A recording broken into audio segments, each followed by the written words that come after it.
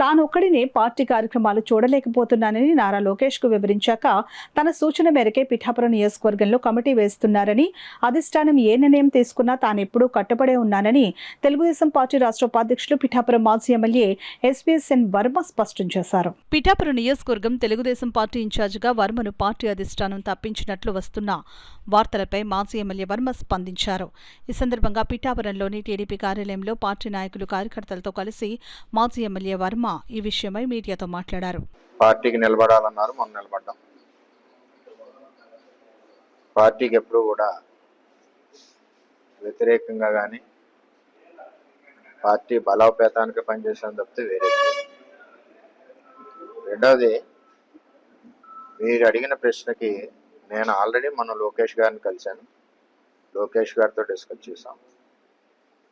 ఏదైతే ఇక్కడ ఇబ్బందులు లేకుండా కూటమి ముందుకెళ్ళాలి ఒక కమిటీని వేసి చేయమని చెప్పాను. నాకు కూడా కొంచెం టైం స్పెండ్ చేయడానికి కూడా కొంచెం ఇబ్బందిగా ఉంది. చేయండి, నేను కూడా ఒక్కడిని కూడా చేయలేకపోతున్నాను అని చెప్పి చెప్పడం జరిగింది. దాని ప్రకారమే ఈరోజు ఆ ప్రకటన వచ్చింది. పార్టీ నాతో సంప్రదించిన తర్వాతే లోకేష్ గారు ఆ ప్రకటన వచ్చే ముందు కూడా నాకు పల్లా శ్రీని గారు, నారాయణ గారు ఫోన్ చేసి చెప్పారు. చెప్పిన దాని ప్రకారం జరిగింది. పార్టీ సమీకరణాల సమయంలో కొన్ని రకాలుగా ఆలోచన చేస్తుంటారు. ఆ ఆలోచనకి ఎప్పుడు కూడా అనుగుణంగా పిఠాపురం తెలుగుదేశం పార్టీ కేంద్ర పార్టీ అధ్యక్షుల ఆదేశాలకు అనుగుణంగా పనిచేస్తుంది. పవన్ కళ్యాణ్ గారితో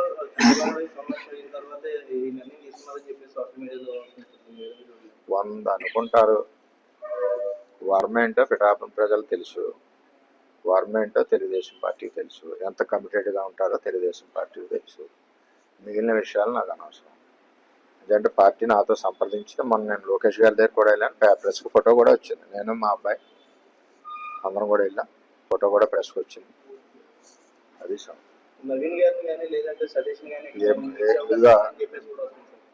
ఎవరినన్నా వేయచ్చు. పార్టీలో ఉన్న తెలుగుదేశం పార్టీ వాళ్ళని వేస్తారు కదా, బయట వాళ్ళని వేయరు కదా.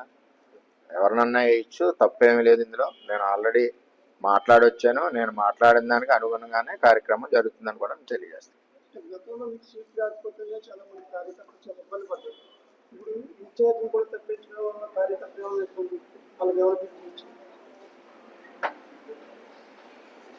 సీటు రాకపోవడం అన్నది కూటమిలో ఎవరికొవరికి నష్టం జరుగుద్ది.